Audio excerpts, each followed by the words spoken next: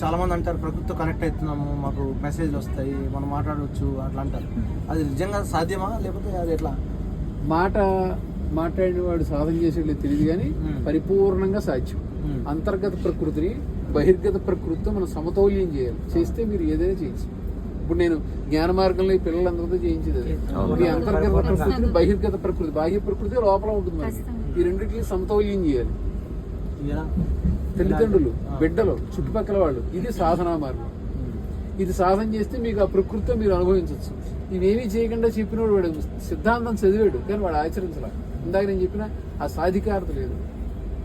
ఇప్పుడు మామూలుగా మనం మాట్లాడుకుంటున్నప్పుడు ఇందాక నుంచి చూడండి ఒక రకమైన మబ్బు మొదలైపోయింది వాతావరణం. ఇటువంటి వీళ్ళు చాలా చూస్తుంటారు, కొన్ని వందల వేలు. ఇప్పుడు కూడా మేము మధుర బృందావనం వెళ్ళాం, ఎన్నో చూశారు వీళ్ళు అక్కడ. ఇలాంటి రకరకాలు చూస్తారు. మీరు పరిపూర్ణత్వం సాధిస్తే మీ మాటకి, మీ విషయానికి ప్రకృతి యొక్క స్పందన ఉంటుంది. అదే బయటికి ప్రకృతి, లోపల ప్రకృతిని కలపడం అంటే. మీలో ఏ రకమైనటువంటి వేరే ఆలోచన ఉండదు, ఇతర ఆలోచన ఉండదు. మీ అబ్బాయి అడిగినప్పుడు ఏం చెప్పారో, మీ అబ్బాయి ఎలా ఉండాలని కోరుకున్నారో, మీ తమ్ముడు కొడుకు, మీ చెల్లి కొడుకు, లేదా మీకు సంబంధం లేని వాడు కొడుకు కూడా అలాగే ఉండాలని కోరుకునే స్థితికి వెళ్ళిపోతారు. ఇదే బాహ్య ప్రకృతి, అంతర్ ప్రకృతి అంటే. అప్పుడు ఖచ్చితంగా మీరు దాంతో మమేకమైపోతారు, అసలు అనుమానం లేదు అందులో. ఎందుకంటే నేను దాదాపు 25-30 ఏళ్ళ నుంచి నడిపిస్తున్న విధానం. కోరికా సంబంధమైన జీవన విధానం వేరు. ఇది కావాలని కోరుకోవడం, అది ఏదో సాధనలోకి వెళ్ళడం, అది వేరు.